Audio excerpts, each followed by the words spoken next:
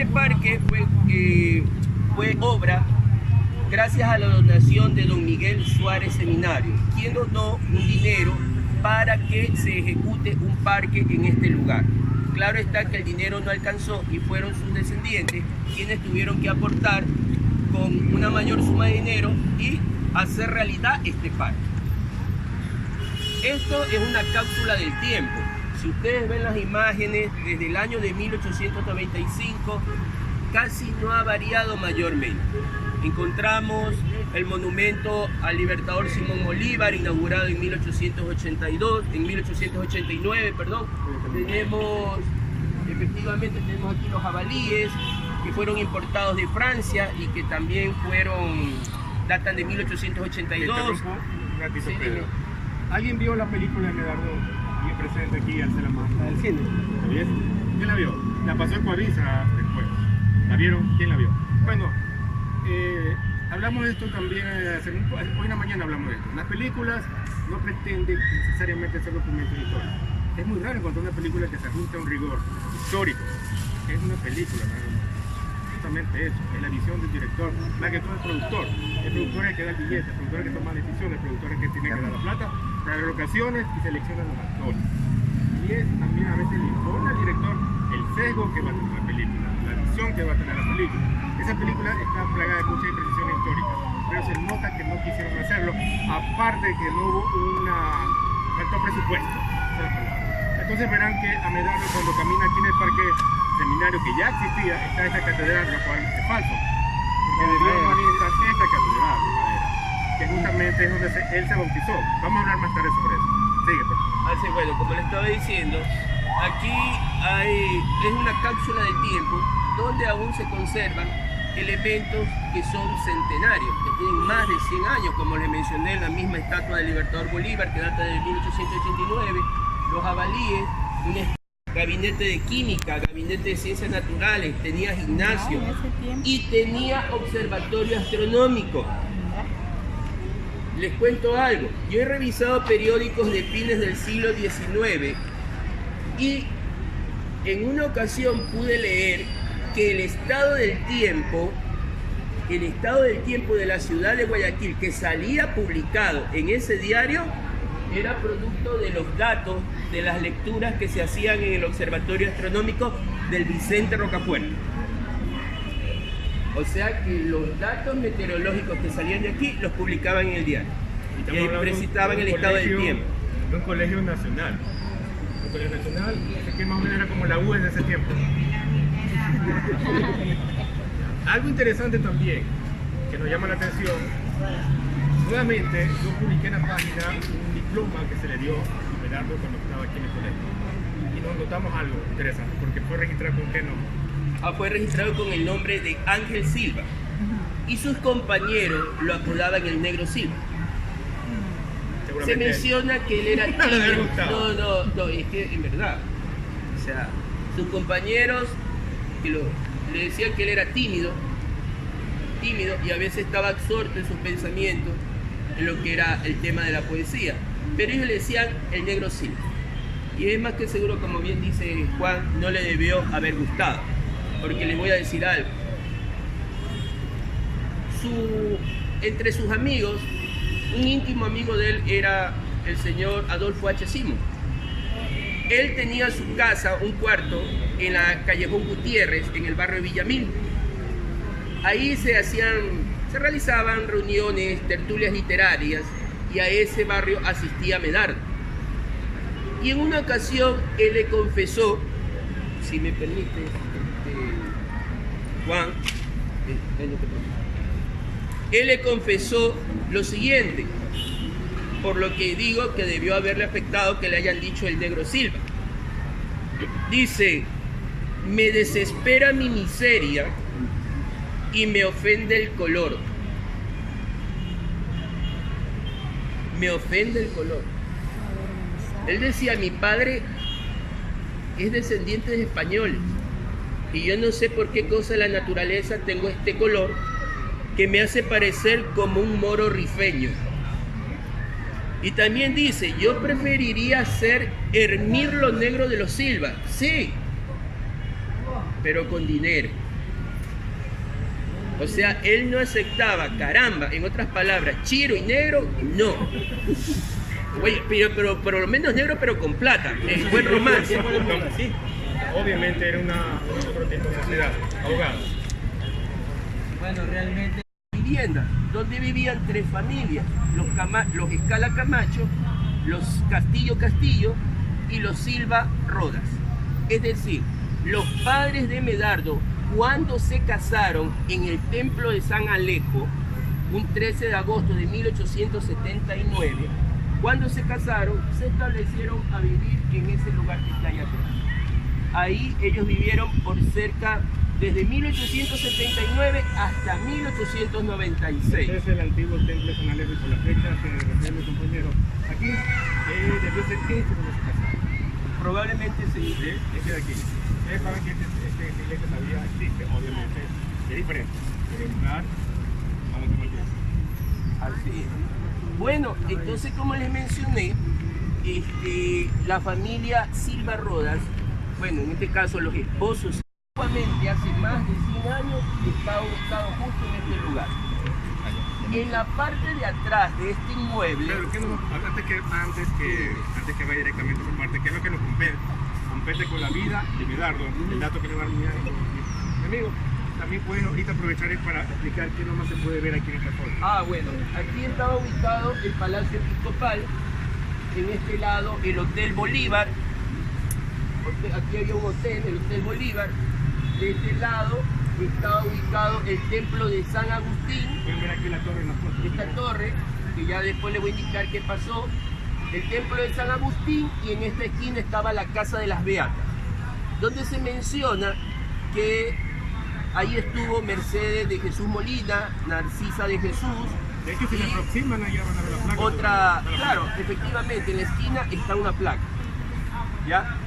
Entonces ahí estuvo Mercedes Jesús Molina, Narcisa de Jesús, y se cuentan, una vez me comentó un señor, que ellas en acto de penitencia salían de este inmueble y cruzaban de rodillas hacia la catedral. ¿Sí? ¿Será verdad? A la catedral de madera. A la catedral de madera, sí. Ya no decimos la catedral. La sociedad que le tocó vivir. Entonces, para ambientarnos en esta foto, que es muy particular por algo que Pedro se dio cuenta. Y es verdad, no me había dado cuenta, pero quiero que analicen bien esta foto, por favor. Le hice un reajuste en alto contraste para que se vea algo particular. Es muy pequeño el detalle, pero quiero que vean la foto bien. El señor que está ahí, ¿cuál es su nombre completo? Rodolfo Peña Chay. Ya. Este señor era aficionado a la fotografía, tenía los recursos para ser aficionado a la fotografía.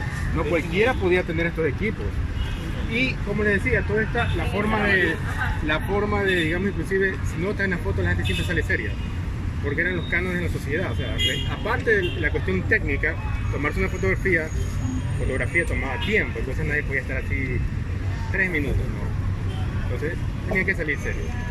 Pero este señor, en varias de las fotografías que hemos visto, le gustaba romper un poco el molde, porque hay fotos donde sale riéndose, sale así gesticulando o haciendo bromas. Eso es algo bastante raro para la época. No vamos a decir que un vanguardista, pero sí el tipo, quizá por su situación económica lo quiso hacer, ¿no? Pero es muy raro que alguien de la época, estamos hablando de 1916. A ver, ¿alguien notó algo, un detallito?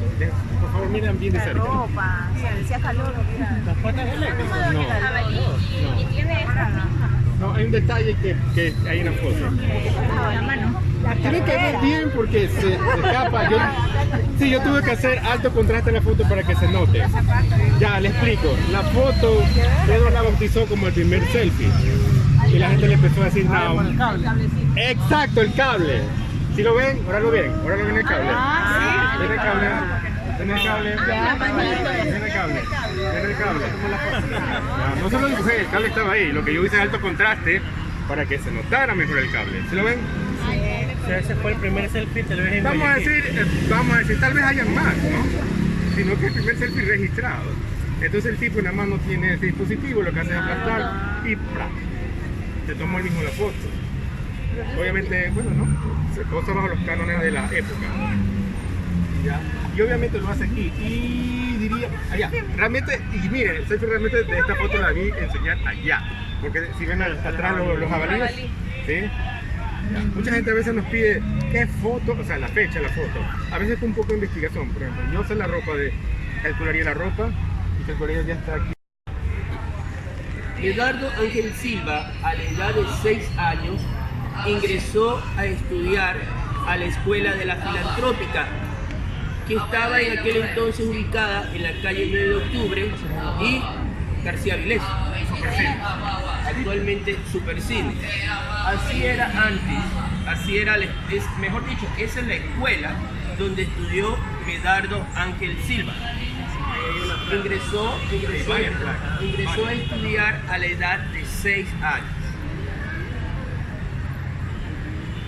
Este edificio fue inaugurado un 4 de enero de 1896 y estuvo en pie hasta 1940 aproximadamente, en que fue derrocado para dar espacio a la nueva edificación de cemento armado. ¿Sí? Entonces, incluso, como menciona aquí el caballero, hay una placa donde hay una pequeña reseña del edificio. Incluso se menciona que un carpintero de apellido Velasco fue el constructor de este edificio de madera. Cabe indicar también que aquí había una banda musical, una banda de música de los niños de la Escuela de la Filantrópica. No me extrañaría que Medardo haya aprendido música de esa banda musical. Si ustedes revisan, van a encontrar por lo menos unas 2 o 3 fotografías de esa banda, e incluso una donde está dirigiendo el niño prodigio de la música, Nicolás Mestanza Álava. Entonces, no me extrañaría, estoy hipotetizando, que ahí pudo haber aprendido música Medardo, ya que vemos que después él funda este Centro Musical Sucre con otros jóvenes. ¿Ya? Ahora, ya que hemos hablado de la escuela, voy a hablarles del colegio. Perdón, sí, dígame. Es verdad que de ese edificio lo único que queda es el reloj. Eso es lo que está en medio. El reloj que está, Sí. podría ser, no lo... Carlos Sabana dice que es. Ah, Carlos Sabana. interesante, abogado, es verdad. Porque puede ser, porque ahora que lo ve, tiene un parecido. Ahorita que ya estamos alejados de la catedral, podemos ver los relojes y consulte si están en hora, si está dando la hora. Sí, está en hora. Sí. Y les puedo asegurar que este no da la hora. No.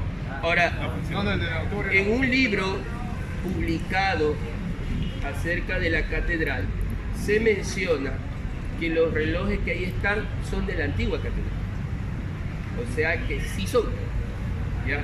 Y esos relojes más o menos fueron ubicados en la Catedral de Madera ya por 1880 aproximadamente. ¿Sí? Más o menos, 1870, 1880. Entonces, de acuerdo a lo que leí, dice que sí son. Bueno, el colegio Vicente Rocafuerte, que fue inaugurado un 1 de febrero de 1842, gracias a la gestión del gobernador de la provincia de aquella época, don Vicente Rocafuerte. Don Vicente Rocafuerte donó dinero y donó libros e hizo la gestión ante el presidente, el general Juan José Flores, para la creación de ese colegio, que no se llamó efectivamente Vicente Rocafuerte, porque él estaba en vida, pero le pusieron San Vicente, y fue inaugurado un 1 de febrero de 1842. Es en el año de 1851 cuando ese colegio se establece en este lugar. Incluso hay una placa de estudiantes que indican que el edificio estuvo desde el año de 1851 estuvo el colegio San Vicente y luego Vicente Rocafuerte, estuvo desde el año de 1851 hasta el año de 1937. Espera, una pregunta, antes del 51 no estaba. No te sabría decir ese dato todavía. Estoy investigando. Permíteme. ¿Y cuál es el edificio entonces que construye Juan María Martín Cuello Velasco, carpintero mayor, abuelo del licenciado Juan de Dios Martín Pinera? Ya. Entonces, que inclusive le quedó del libro del Cabildo. Y entonces esa pregunta yo me haría. Porque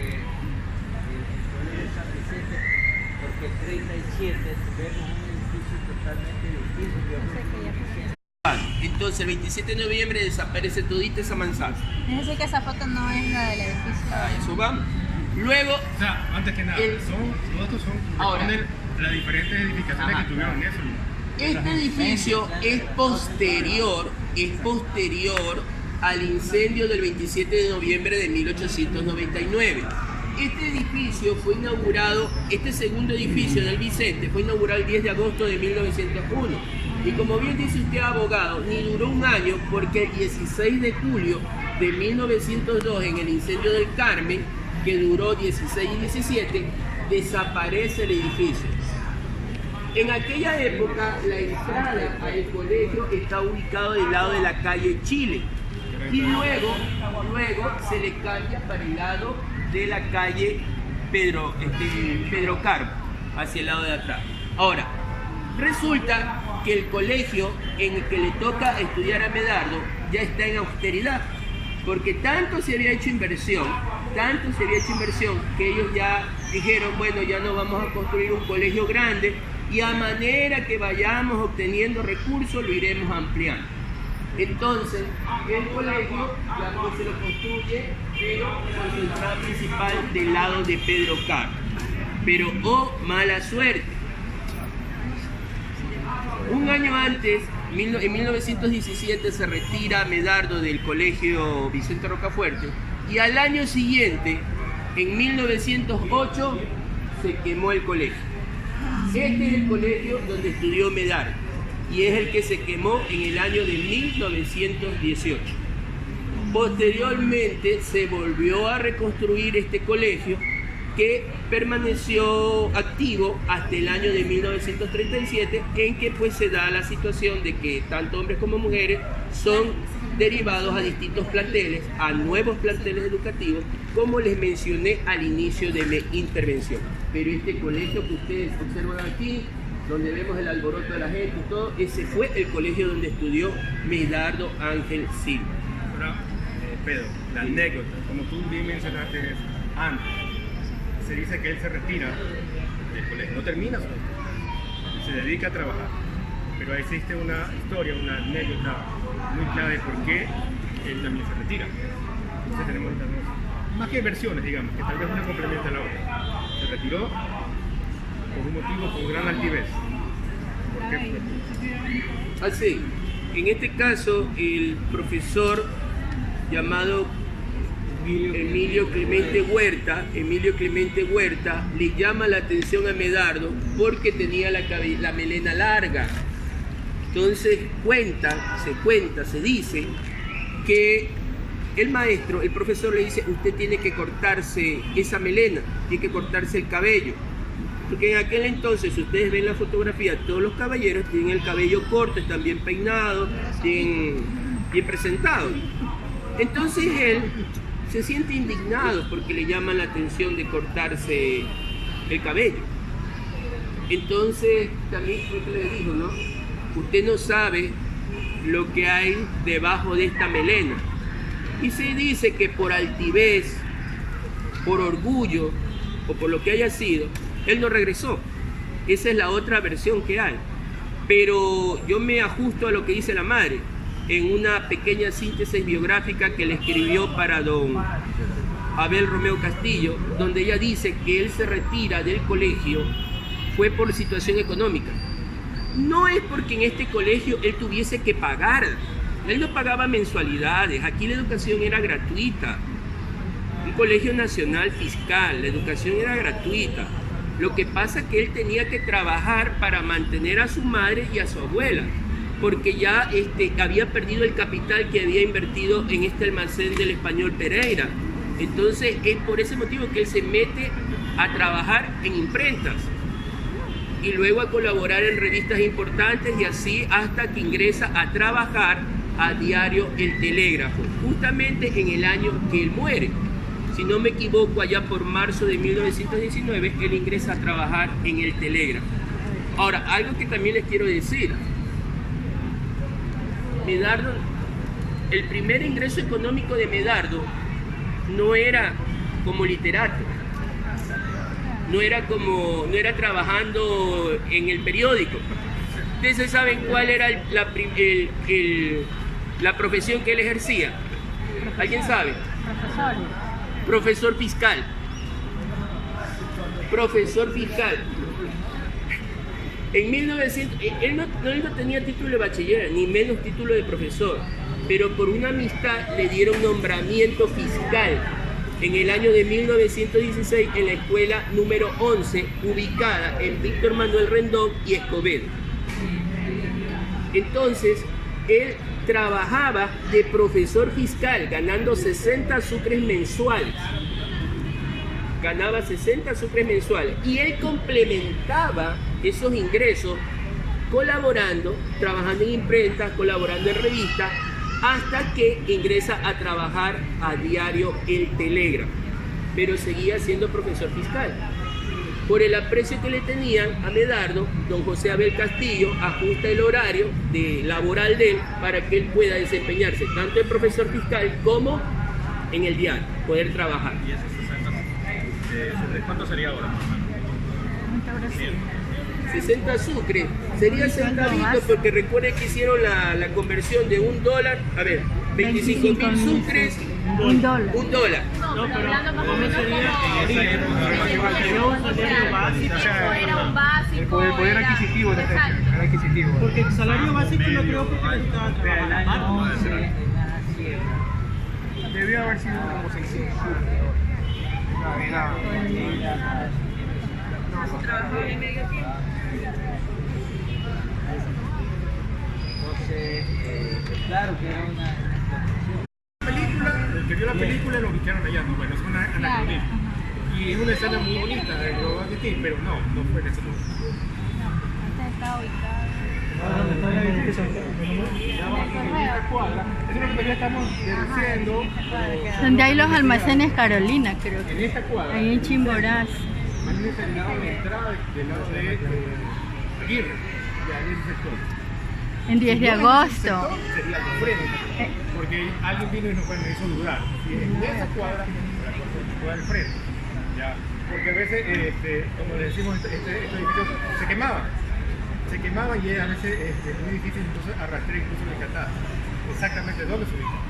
Después pasó, esta que sería la segunda. La segunda ubicación antes que Vendría a ser como la tercera más o menos. Porque Diario El Telégrafo se funda el 16 de febrero de 1884 y estaba ubicado inicialmente en la calle Aguirre entre Pichincha y Pedro Carbo.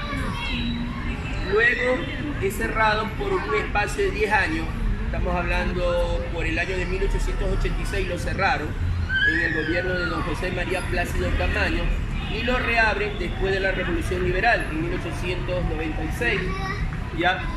Y se ubica, Ese de ahí es el de la esquina de y ahí. luego se ubica aquí en la calle Pedro Carbo, en la casa de la señora Matilde Gamarra de Hidalgo, en la calle Pedro Carbo, más o menos ahí por donde está el busto de esta heroína, pero se quemó el 16 de julio de 1902.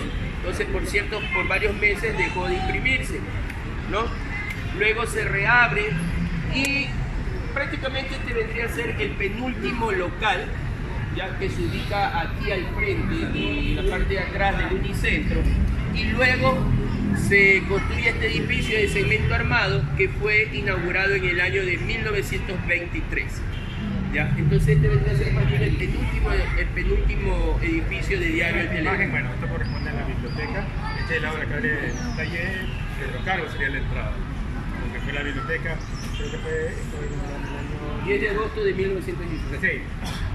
Y estuvo en pie hasta 1939, aunque hay personas que comentan en la página, cuando se ha publicado la fotografía de esta biblioteca, que se duró un tiempo más.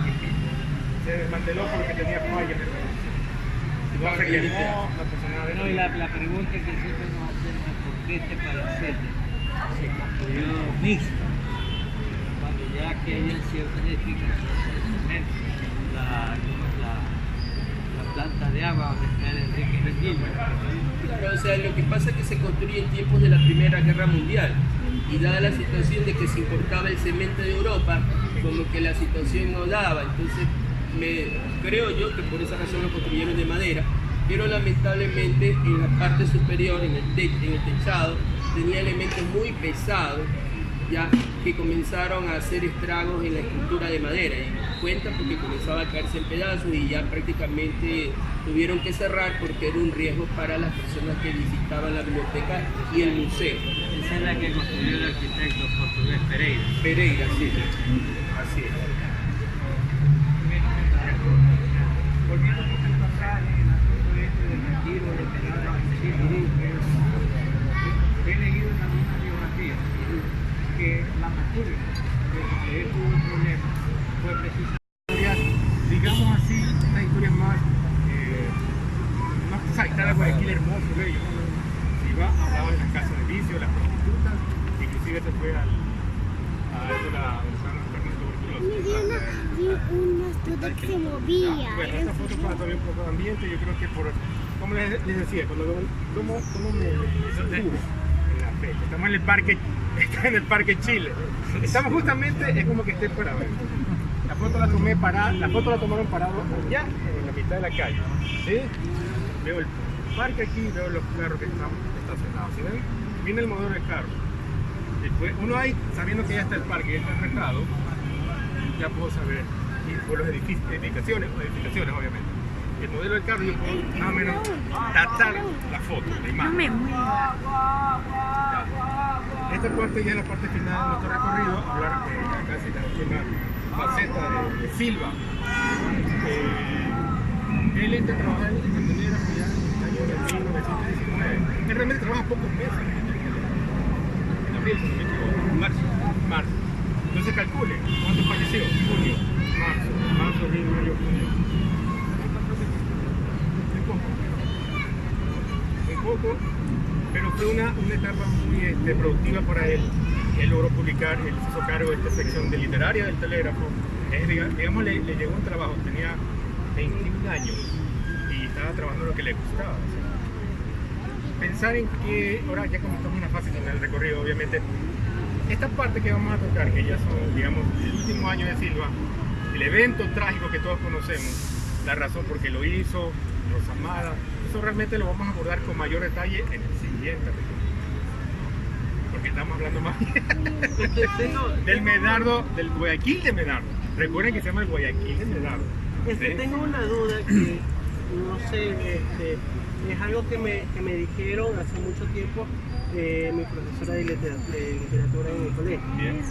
Y es que él, al tener una gran cantidad de amigos que eran de un estatus social muy elevado, mucho más alto, que lo que le hizo que él surgiera. Algo más también que agrego lo que tú dices, como el caso de Simos y Billy Caso, ¿no? Eran drogaditos confesos. Justamente eso y Sí, te adiviné. Entonces, el hecho de que acusarlo, ¿no? Acusar a Silva de adicto a la morfina, porque consuma opio, más que como le decimos, decir que sí o no, porque se hizo una autopsia. Entonces es fácil, una autopsia es fácil determinarlo, facilísimo. Si está eso ahí, debería estar ahí, se controla, ¿no? No hay problema. Sí, y eso lo dijo en una entrevista mucho más adelante, pero como le dijimos, hay que ser muy, como así observamos muy bien las imágenes, hay que observar muy bien las palabras. Y según lo que tú me contaste, ella dice, me dijeron que eran. Claro. O sea, no está diciendo sí. Yo lo vi inyectarse o le me vi la hicieron cicatriz. ver, me Entonces hicieron eso es ver. como decir, está hablando un tercero. Entonces me deja también ahí. a donde yo voy exactamente no es tanto el hecho si sí o no, sino al hecho de que supuestamente hay una, bueno, no es que supuestamente, hay un poema que se llama Dance de Anita, ¿ya? Dicho poema, según lo que me habían dicho, lo hizo bajo los efectos de alguna droga psicotrópica. Eso es nuevo para mí. Exacto, es algo que yo he escuchado de unas cuantas personas que la contratan a Anitra, que era una bailarina exótica, algunas personas. No estoy seguro cuáles eran. Exactamente. Entonces, que ellos hacen una fiesta privada. No. Quiero saber más o menos si es o no es. ¿Alguien sabe la historia? A ver, ¿Quién quiere hablar? ¿Usted quiere hablar? personalmente, de lo que he leído de Medardo Ángel Silva, yo pienso que él consumía alcohol, porque él así lo confiesa en algunos poemas.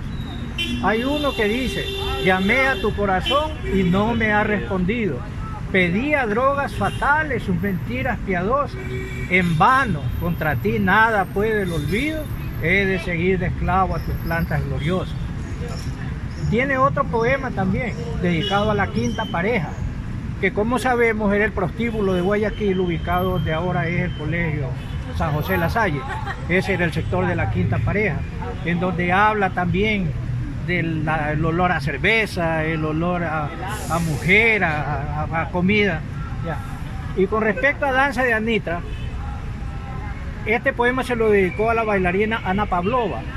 Eso está registrado Sí, en diario que ella que vino a una presentación, si no me equivoco, en el Teatro Parisiana. Entonces allí él escribió, que para mí es uno de los mejores poemas, mejor logrados, por la delicadeza, en donde en sus palabras parece que uno ve volar a la danzarina, ¿no?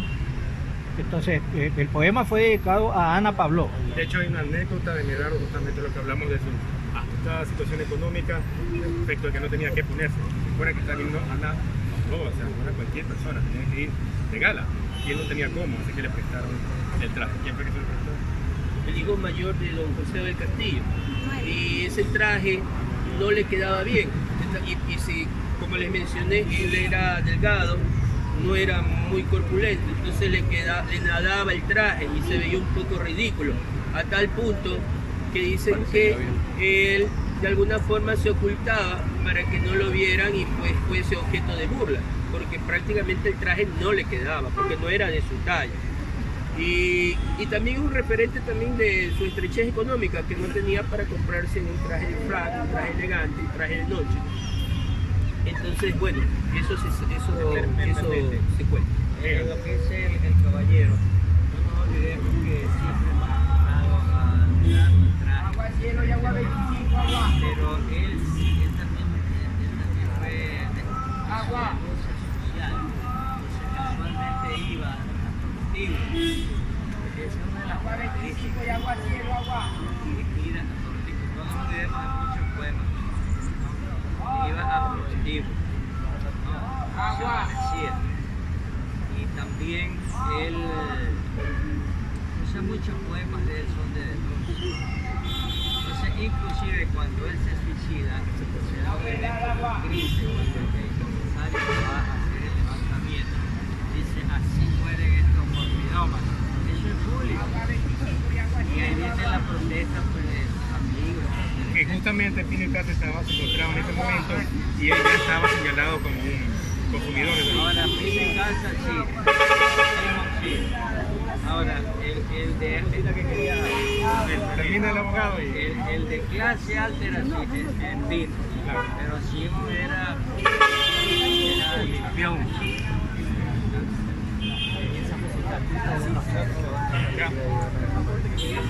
La literatura, ¿no? Para aclarar esto, claro, fue escritor modernista. Tiene que los referentes de son Verlaine, Baudelaire, gente que escribía de exceso, que vivía en exceso. Él pertenece a la generación de modernistas. Compañeros, son los compañeros de él haciendo la propia noticia de su compañero de trabajo. El inspirado bate en momentos de ofuscación y de locura, se quita la vida con un tiro de revólver en la casa de su propia novia. Miren lo que estamos hablando. Ya. La señorita Rosa Amada Villegas. Esto es su propia novia. Debatible. Porque hemos entendido que en ese momento ya habían roto. Justamente va, a buscar, ¿no? La mamá ya le dijo: ya, córtala por las razones que sean, ¿no? El delito, el pobre, el cabeza, el tubo, se droga, lo que sea, no sabemos. Nos podemos imaginar, como decimos, cada quien puede darle su versión, pero ese es un hecho que ya no había una relación. Quizás hasta se enteraron de que él ya tenía una hija, ¿no? Que aquí tenemos la foto de la hija. Ya está mayorcita, la señora Mercedes Silva Carrero. Ese es el último. Que sobrevivió. Justamente estábamos hablando mañana sobre, ella tuvo 2 hijos también, se casó con un señor que se llama Murió un 10 de agosto de 1981. La noticia está en el diario El Universo. De hecho, un familiar de ella fue el que me dijo para que todavía hay. no me acuerdo del apellido de ella, cuando la conozco, pues sí la conozco, entonces, pero sí el segundo apellido es Silva. Ahora, quiero decirles que... Les quiero decir algo. Gracias, mi amor. Medardo Ángel Silva, en sus inicios, frecuentaba la Plaza 24 de Mayo, o lo que lo conocemos como el Parque de San Agustín. ¿Ya? Ese era el punto de reunión con sus amistades del barrio. ¿Ya? En aquel tiempo no existía la Plaza del Centenario. Cuando se inaugura la columna de los próceres el 9 de octubre de 1918, es muy probable que él haya estado presente ahí. Pero en sus tiempos no existía. Entonces su punto de reunión era la Plaza 24 de Mayo o Parque de San Agustín.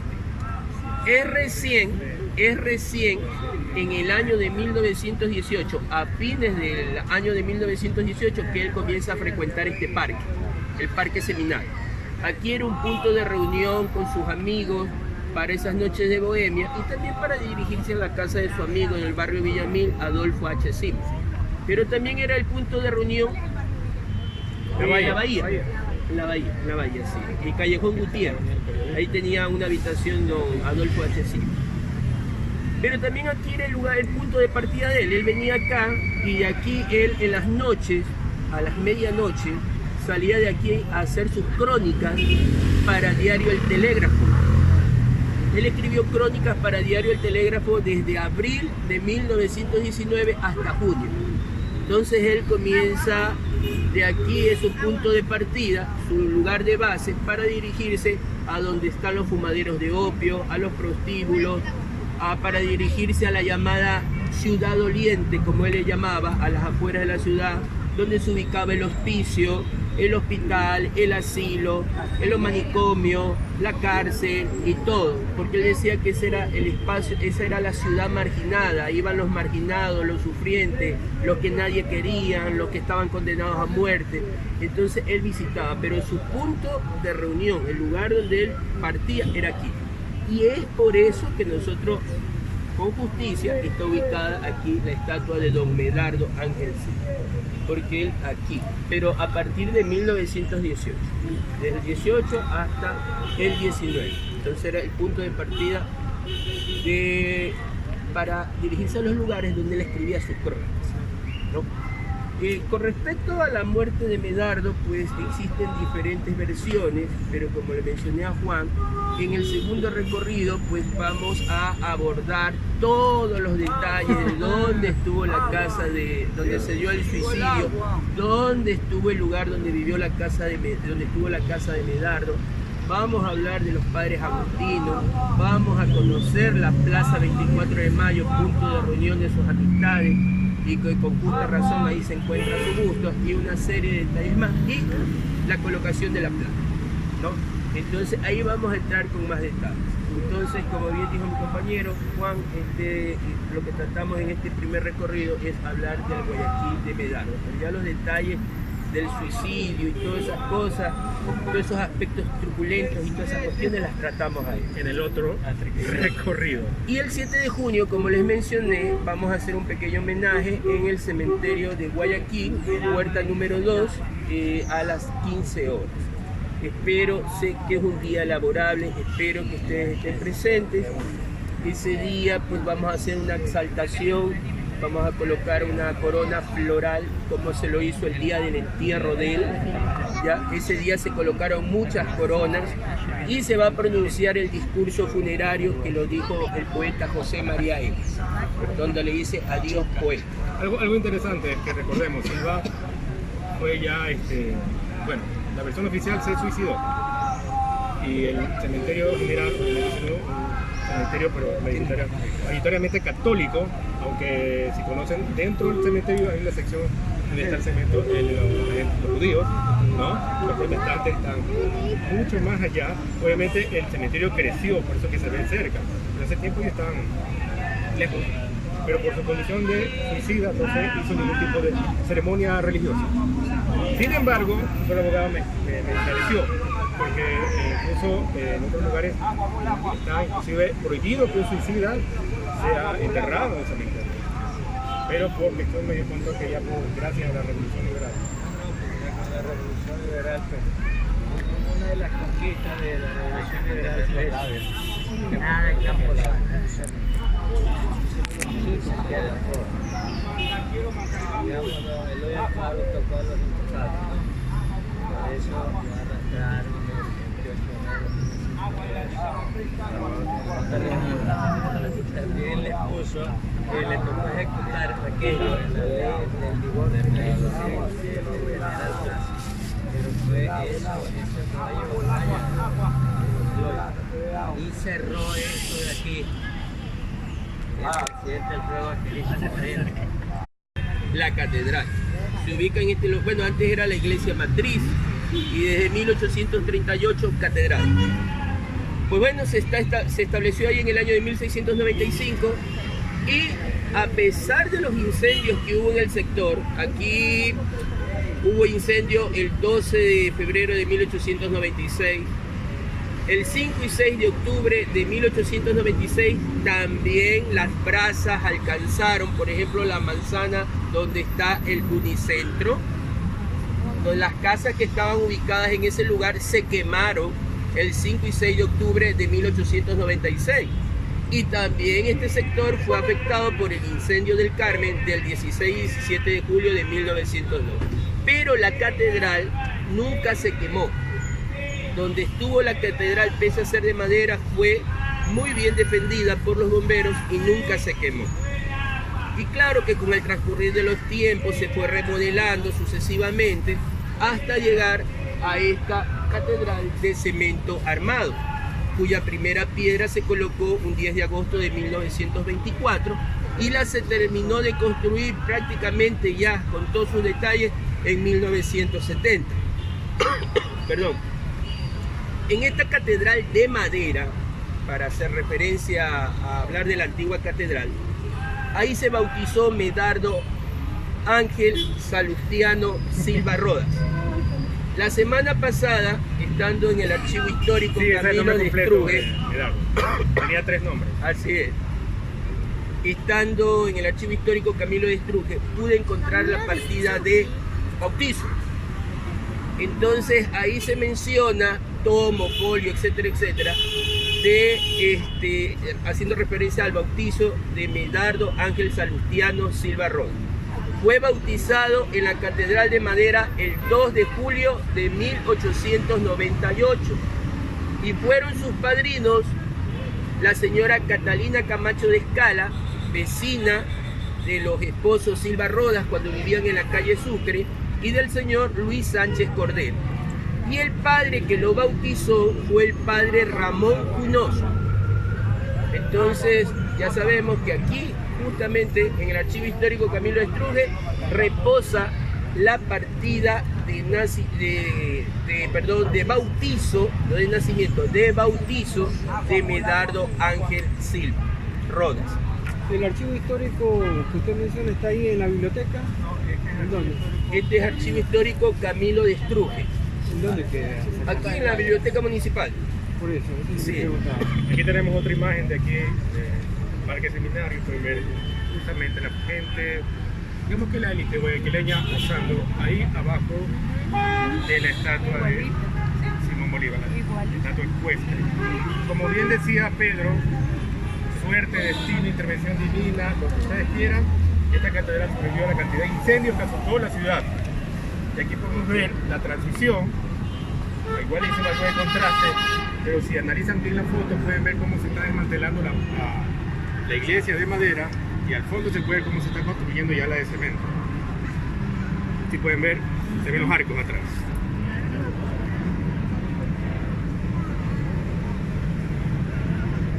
Entonces, esta iglesia sobrevivió de milagro todas esas embestidas del fuego.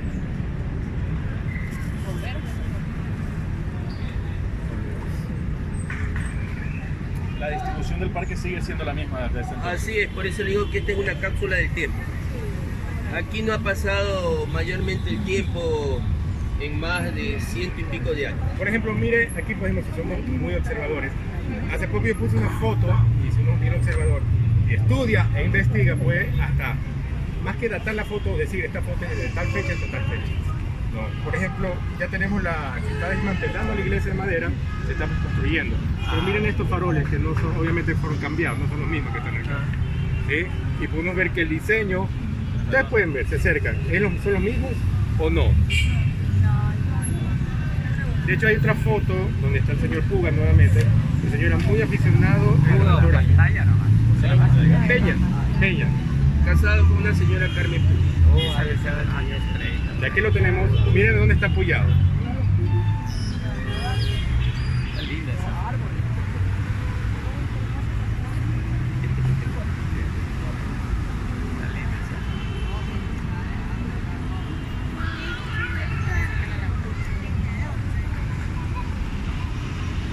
Entonces podemos analizar o ver en este tipo de fotos, ¿no? Bueno, al señor Peña, ¿no? Se le ocurrió tomar esta foto aficionado a la fotografía y creó un registro del parque, ¿no? De las sillas, las ubicaciones. Uno con el fondo puede ver exactamente en qué parte se tomó la imagen.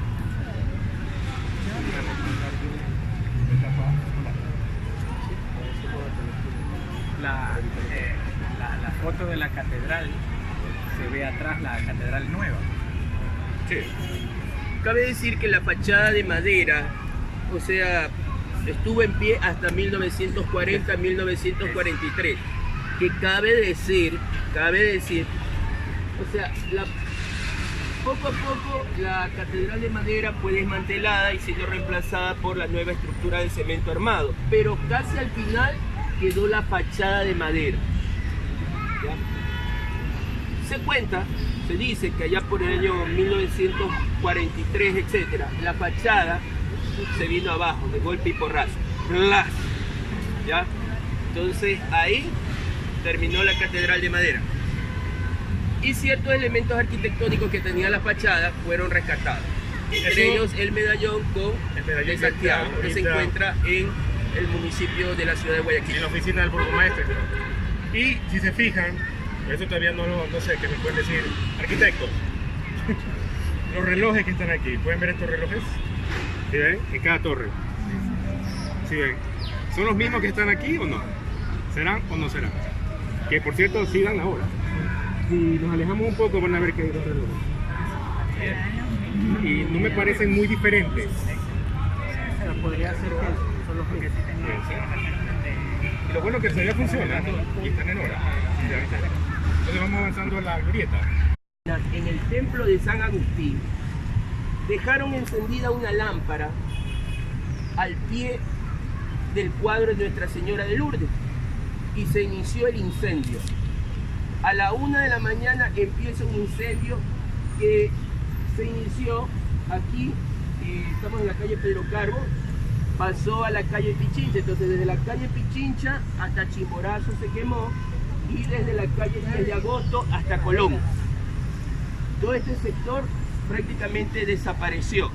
Lo único que se salvó fue el Palacio Episcopal, que los bomberos lograron controlar el fuego y evitaron que siga avanzando para este sector, pero todas esas manzanas de lo que yo le mencioné se quemaron. Entre ellos la casa donde alquilaban los esposos Silva Rodas. ¿Ya? Ese día, ese trágico día, hubieron 8.000 personas que se quedaron sin hogar. Hubo 30 heridos, 5 muertos y una pérdida de 5 millones de soles. Una consulta, Pedro, ¿cuántos habitantes tenía Guayaquil en aquel entonces? En aquel entonces, estamos hablando de 1896, estimo que de 50.000 a 60.000 habitantes. Por tanto, es un porcentaje significativo en este caso de personas que se quedaron, ¿no? O sea, 8.000 se quedaron sin hogar. Algunos pudieron resolver su situación, pero en cambio hubieron como alrededor de unas 400 familias que no tenían a dónde ir. Y esas fueron reubicadas en el Hospicio del Corazón de Jesús, que ya en esa época existía, y en que en la actualidad ese inmueble se encuentra en el Parque Histórico. Ahora, en el caso de los esposos Silva Rodas, ante esa situación, estos 3 vecinos, estas 3 familias que se llevaban muy bien, se dispersaron y los esposos Silva Rodas es cuando se trasladan a la calle Víctor Manuel Rendón, a la casa de una familia Arzube Villamil, que tenía una casa ahí, y ellos alquilan. Eso es en la calle Víctor Manuel Rendón, a una cuadra del Templo de la Merced. Es ahí, en ese barrio, donde nace Medardo Ángel Silva el 10 de junio de 1898, 19 años después. En torno a ese periodo largo que se dio para la concepción de Medardo hay muchas elucubraciones. Entonces, como no es nuestro propósito elucubrar el por qué se dio ese espacio de tiempo, porque como les mencioné, la vida de Medardo está, con estos 100 años que han transcurrido, prácticamente es casi una leyenda. Entonces, manejar los datos es hacerlo con pinzas e irlos constatando con los respectivos documentos. Entonces no queremos especular ni pasarnos a otras cosas. Algo estuvimos escudriñando y es mejor no repetirlo porque realmente esta situación da pie a muchas teorías y es bastante descabellada. Lo vamos a dejar ahí, pero de verdad sí suena algo inusual, ¿no? Que hay un lapso de 20 años para que nazca Medardo. Recuerden que en esta época, en esta sociedad muy conservadora, una mujer que realizaba solamente era cuando se casaba. La mujer no podía votar, no podía estudiar. Estaba mal visto que una mujer trabaja. Es una mujer independiente y se casaban muy jóvenes. Entonces, imagínate, esa mujer estaba casada, pero si podía dar una prole, era como sentirse que no había cumplido todas sus cosas. Ahora, cabe decir también que don Enrique Silva era de descendencia española.